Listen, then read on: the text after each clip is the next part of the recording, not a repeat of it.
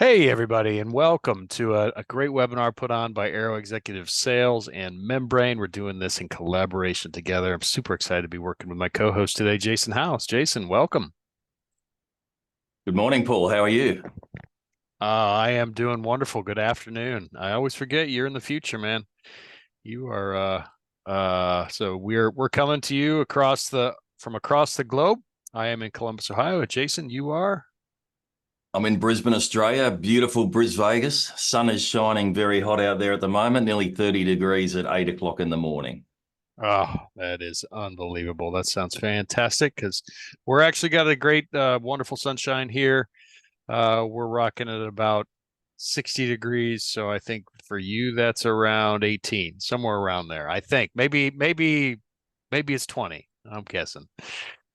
All right. So today we are talking about improving retention by building a sales team development plan. We're doing this in a roundabout way, which is going to be a lot of fun. So the discussed agenda that we had is we're covering how to set realistic goals, and this is both for attracting and developing talent, and then create the leading activities, creating and measuring those leading activities that they need to really to hit those career goals and hit that career progression. And then using technology to improve efficiency and coach more effectively so we're holding on to those people and making sure that they stay.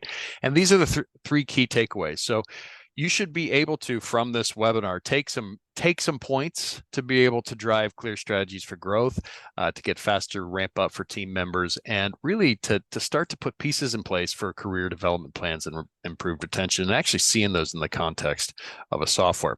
So Jason, I talked about this. We're going to do this in like three 10-minute sessions, and we're going to have some fun with it. The first one is this: setting realistic goals. I've been working a lot with people across the globe and down under relative to attracting people into the business, and you're seeing a lot of turnover and a lot of changes in that. You mind diving in?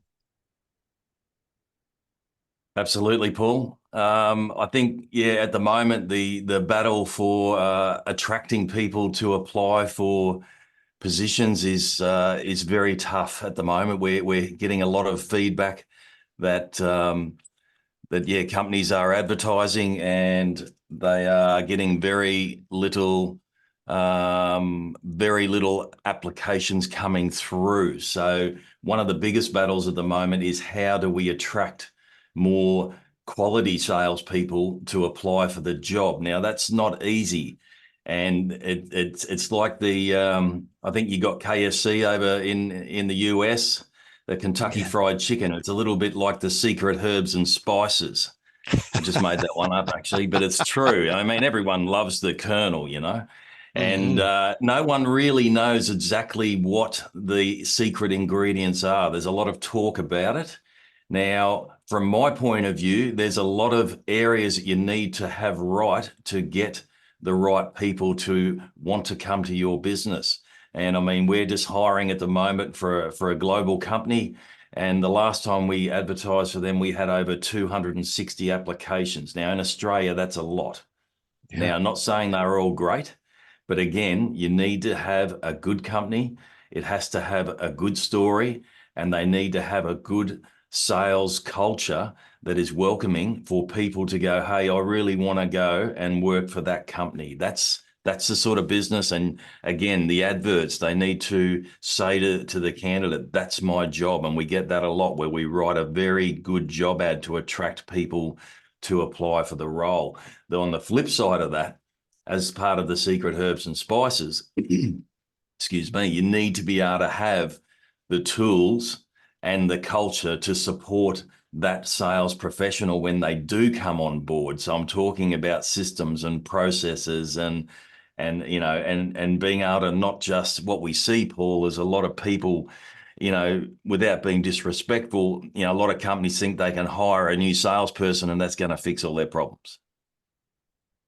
Well, let me ask you something. That one of the things that you said there was really it helps us dive into the next topic, which is so you do see that in market, right? It's just we're gonna hire the magic bullet with the right salespeople. But I think these next two topics are really important in terms of that. You building that correct sales culture, right? And how we dive in and we attract the people. We attract the people because of really there is that secret sauce, right? And you're so good at putting that secret sauce together in terms of that attraction. But in terms of that sales culture, two of the key parts of that are being able to set the right quota expectations. So your team is actually you're having people have success, right?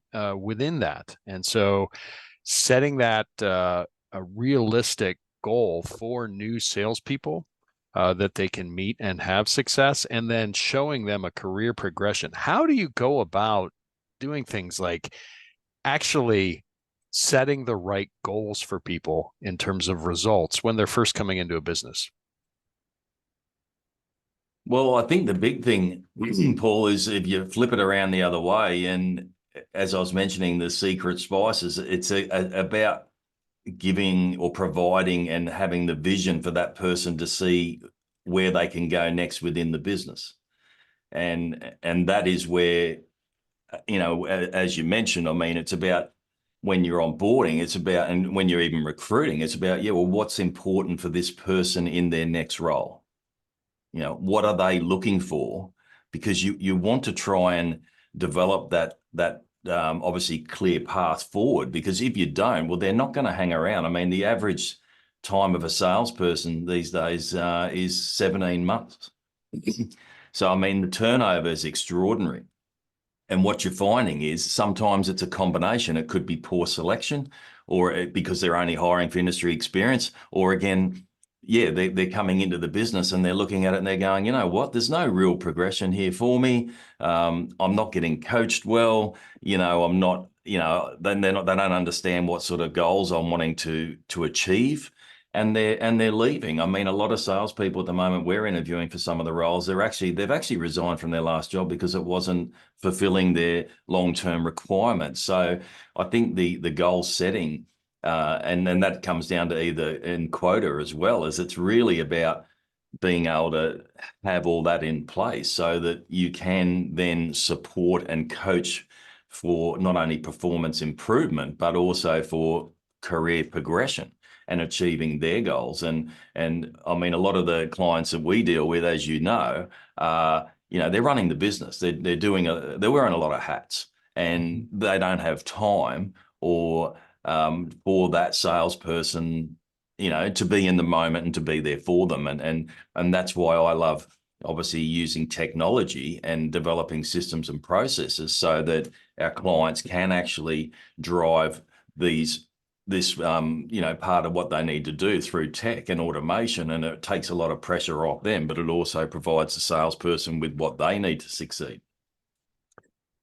Absolutely. We're going to get into that in a little bit too. I'm going to drive back to this question because I think it's really important for us to, a part of that question is it's really important for us in these growth goals and setting that realistic expectation when somebody is coming in to see a path to success, right? What is that career progression, but also what is that near term? And we're going to dive into that in the next really 10 minutes, but making a goal achievable, right? And that's something that's really important for every sales rep is to be able to say, okay, I got this number. I got a number on me.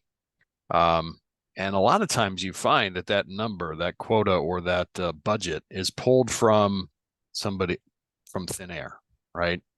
And it's pulled just because that's what the business needs. So that's what we think a salesperson can do. How do you work with owners and VPs of sales and others to really to set to set the foundation of hitting those achievable goals? Well, I think if you go right back to the starting point, Paul, is that your salespeople should be the ones setting the goals and the quota to start with. I mean, that's best practice, is to have your team involved in that. I did it for a lot of years. The time that I wasn't involved in it and it was handed over to CFO, again, that was when it was like, well, hang on, who's driving the sales here, It's at the end of the day, I think if your salespeople develop their annual plan and have a large say in what their target is, they will be much more accountable for achieving that target. Now, right now, and it's a great question because I mean, yeah, we've been through COVID. I know we keep using that, but I mean, in the industries I operate in, massive boom in sales and volume. And now all of a sudden it's like companies are going, hey, look, we're not growing by 20, 30%. We're actually back to single digit. And if not, we're going backwards.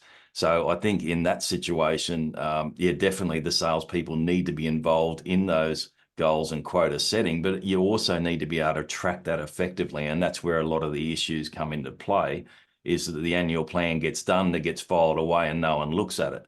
And in reality, if you're sitting and coaching your salesperson one-to-one each week, which you should be best practice, well, then if they're not setting the goals, it's like, well, hang on, you set the goal. Why didn't you?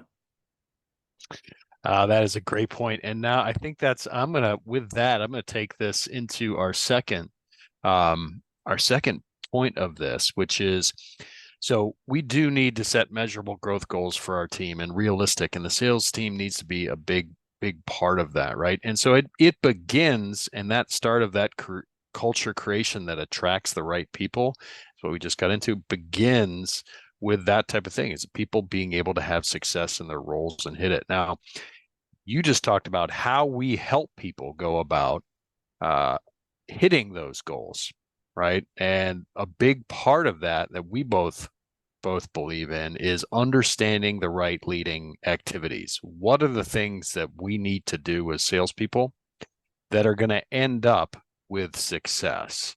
And is there a pattern and is there a play? So tell me a little bit about how you work with teams on creating these leading activities that end up in success. Paul, I've used a lot of technology over the years, and I've also, managed sales teams up near, up towards sort of 20 people.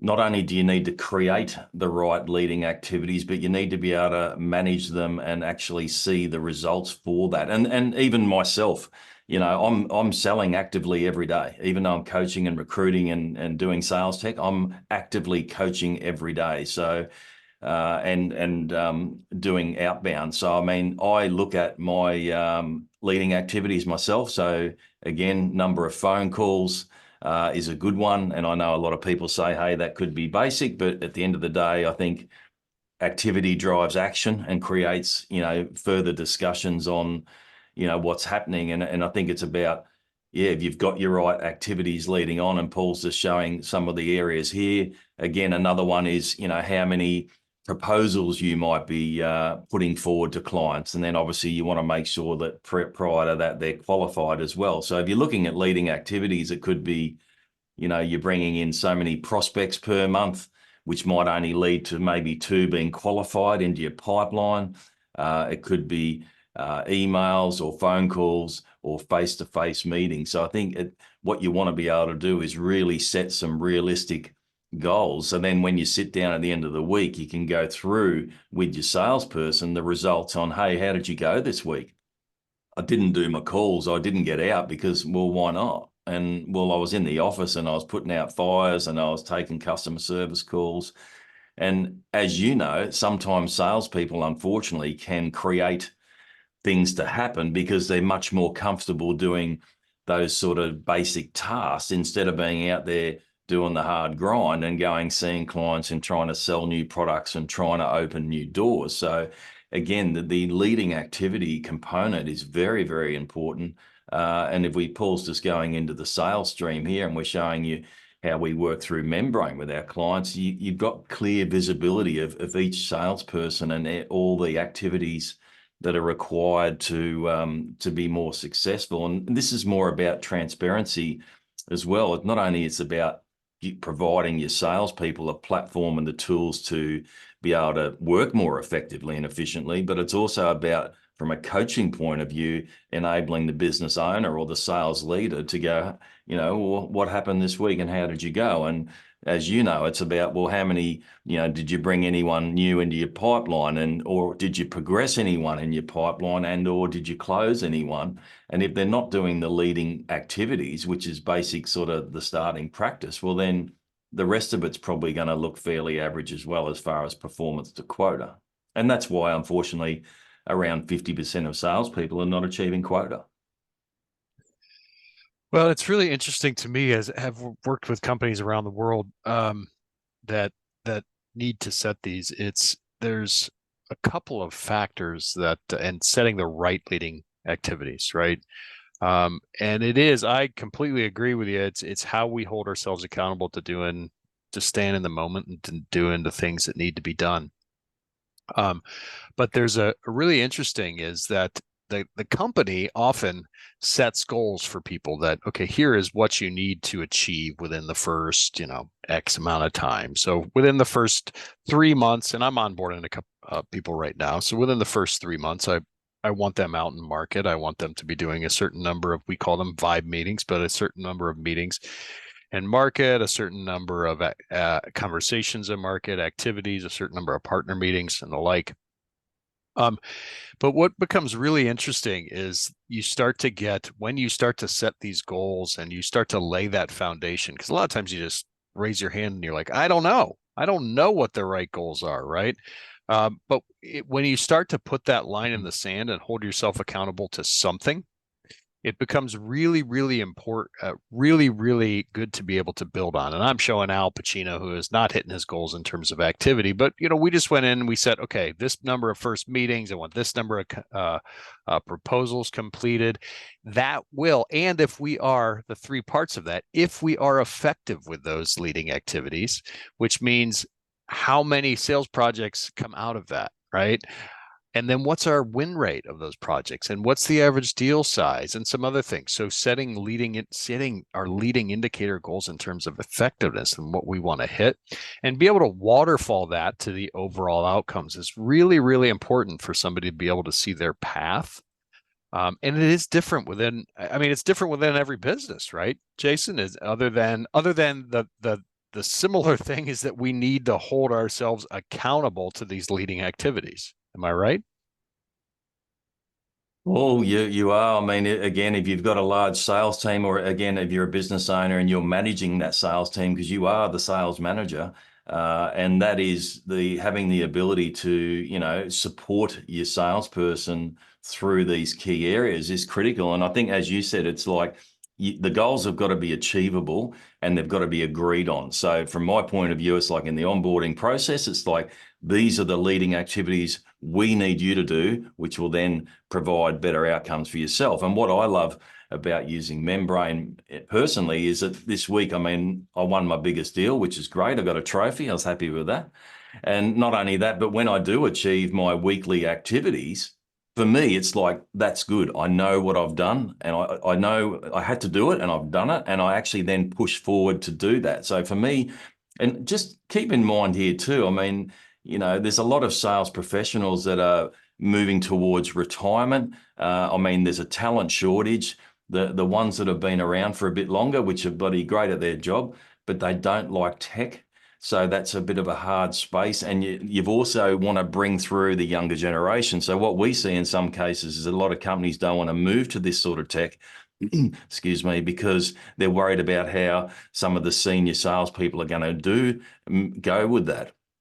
But on the flip side, if you want to bring in people and retain them, well, you need to make changes within your business, because if you don't, your competition is, and you're going to find yourself left behind the scene. And I think for me, I would rather know very quickly early on in the onboarding process if the person that's been hired is not going to do the basic activities and tasks to create greater success in sales. So these are the areas where, and again, I think I mentioned, we find that some companies just hope that the new unicorn they've hired is going to fix all their problems. And I'm sorry to say, but it's not.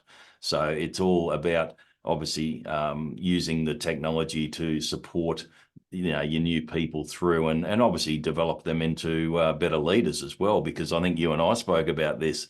What we want to be doing is giving a career opportunities for some of the younger generation to be actually able to step in and go, you know what, I've had some fantastic mentoring and coaching. I now understand a lot more best practice, and I want to take the next step into sales leadership. Now, that's a great way to go, because it's better than being the person that just someone leaves and then you say to somebody else, it's like, hey, well, he's gone, you're next. But unfortunately, that person doesn't want to really even do that. The only reason they take it on is because they want maybe a better car and a bit of extra money. But I mean, what we find is they've never had any training and coaching into being a sales manager. I mean, that's next level. So I think the beauty of what you're showing us here actually helps salespeople see it from a more professional point of view as, okay, this is how best practice is undertaken. Well, this is just a sales process in here, and this is one of the things in terms of the third area is what is kind of combines in the second and the third area that we're going to be talking about. But I'll just dive in is being able to set the right leading activities and then within a system be able to actually coach them so we can ramp teams. So, for example, being able to actually have training activity directly within a process that you outlined. This is if you do these things, your chances for success go up. I mean, that really becomes one of the critical things that new hires are looking for. So what are those leading activities? How do we define those? How do we outline them really well within a system and then be able to track them effectively? And then the third area that we're talking about here is how do we effectively coach and measure and use that technology, because this is what speeds our time to ramp, right? Because if we're not um, what are and rather than me telling here, I'm going to ask you a question. What are some of those critical barriers? Okay, we've gotten that right talent, we've set the right quota, we've got in there, we've set all the right leading activities, and we've agreed on them. Now, how do we actually get that person to ramp up and make it happen continually so they're hitting those goals? Like, what are the barriers that get in the way? Well, I think the first thing is to make sure you've hired the right salesperson to start with. And that doesn't include just having industry experience. And Yeah. and that again is, making sure that, yeah, I mean, we've seen it time and time again, Paul. I mean, we've hired some fantastic salespeople lately, and I'm proud of it. I mean, our job is to provide our clients with the best possible salespeople. Now, I mean, some of these guys or girls can actually ramp up in, sort of 4 to 6, 3 to 6 months in some situations where, unfortunately, some people that we assess through the sales candidate assessment tool, Objective Management Group, bit of a shout out, is they could be a 12-month onboard, if at all. So I mean, the return on investment for some companies is basically negative because the salespeople aren't making the money; they're actually costing them money. So I mean, I think the important thing is to make sure that, and the other one is to make sure that they're actually coachable. I mean, you know yourself. I mean, if you're trying to implement these systems and tools, at the start, and you've got someone that's not coachable, well, you're going to be, pushing it uphill.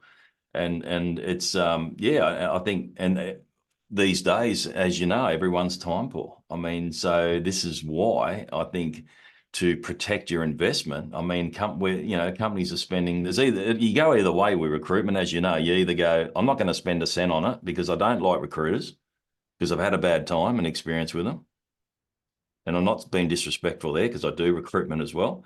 But I mean, unfortunately, and then I'll try and do it myself to save money, but I don't have the time. And then I fail because I hire for industry experience, or I hire someone because I like them because they barrack for the same footy team, or live in the same area, or know old mate's dog down the road that his cat is her sister. So, I mean, now it's really selecting you think about it. I mean, if you're going to hire a salesperson, you're basically giving someone $150,000 because that's a roundabout number you're going to pay someone. So you're actually giving them the keys to the gate and the car, and you're letting them drive out there, and you're too busy to follow up on them. So you're just letting them out there, and they're just going around everywhere doing whatever they want. And again, this is just some stories.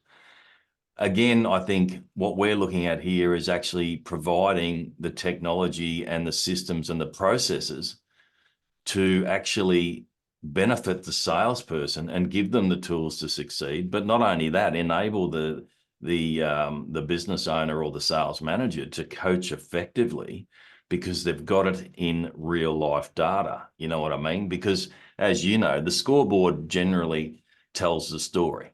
I mean, if someone is not doing well, if you go backwards, it's about because they're not doing enough of the right activities, or they're not working on the right types of prospects, or they're hoping that, by miracle, there's going to be an industry shortage, which is going to create more demand for sales. And I think at the moment, Paul's going through some key areas here as well, is that with there's a massive change in the market at the moment. A lot of business leaders are going, hey, is my team capable of getting me the results I need moving forward? And in a lot of cases, the answer would be no. So Yeah, here's a chance. Yeah. let me grab this something that's really quickly, because I think one of the things that's really critical is as well, and we agree on this. So I'm just and we've talked about it before, but how we then take that, because we know everybody's run around, right? We know that you have to give that one-on-one time. There's nothing that is better than that informed one-on-one coaching time, but you have to do it in the context of something, right? Of activities that they've done. So we've set those leading indicators, and then what are the jobs they're doing, right? So how do we give them the right and the best way to prospect, as well as, what is some coaching on that you don't have to be responsible for giving immediately, right? Or how do they run their pipeline, and how do we give them information again on the things that they need to do to get stuff done, and be able to systemize that and do it really well, even down to how do we grow accounts? How do we look at somebody like Monasta's Plumbing and Repair, and what's our ongoing basis for growing them? And what's the language we use internally? And I find that so many people and so many teams, they gloss over all of that. And so there's what they end up running with is a spreadsheet of feelings, right? They don't go through necessarily what are the key critical steps and the key critical coaching I need to give on an ongoing basis. Instead of, I just tell me the deals you got and how you need what you need help on, and what do you think you're going to close. And that happens so often when you're not diving into the very specifics. What are the activities we're going to do? How are we going to do it? And then you're holding each other accountable based on actually, tracking those one-on notes and ensuring those, and setting yourselves tasks together and making sure you're hitting everything on the same page. Are we in agreement on that? Absolutely, Paul. I mean, and I think again, I know a lot of salespeople used to say to me, how do I remind myself to do something? Well, okay, at the click of a button, it's pretty easy. And I think that's the situation. If you're using traditional methods, people will forget stuff. And I think by just basically setting the task, as you said, in conjunction with your sales leader, is important, because then it then will pop up and say, hey, listen, this is due, where you're at. And and I think the one important thing I think you touched on as well is that at the moment it's a lot of clients we deal with, their customer base is quite long term, you know what I mean? So for them, it's not so much more new logos. It's about, well, how can we sell more products, or how can we create a better partnership with our clients? And Paul was showing us that through account growth. And this is where you manage your existing accounts and how you can actually grow with them. And I think what the key area here as well is that if someone does leave the business and then they are replaced with somebody new, at least the new person walks in here and goes, okay, I can see this account, I can see the history, I can see the potential, I can see where we're at with them, I can see what tasks and projects we're working on, where we're at within our strategic annual process. And again, this is great coaching for leaders who are time poor. You know what I mean? Because there's nothing worse when you have a new salesperson come on and they walk into one of your biggest clients and they don't know anything, and they ask all the wrong questions and they annoy the hell out of the buyer because he's got no time. And then it really starts to question, does this person actually really even understand where my business is at? Because the way that, and I've seen companies lose clients over it. It's I think ongoing turnover in your sales team is definitely not helping your business as far as long-term stability. All right. Well, I hope everybody, we're going to keep to our promise of this 30-minute webinar, but I hope everybody has gotten out what the promise is. And so if you looked at that, that is really how do we set up, and I'm happy to talk anybody through there's a lot of details that go into that, Jason, and you're happy to talk anybody through all the details that go through that as well as I am. But hopefully, laying down that idea of you need to define the processes by which you go about and then put them in a technology and make sure that technology is usable so you can effectively coach and measure, so you can effectively set up the correct leading activities and then measure them. And that all goes back to,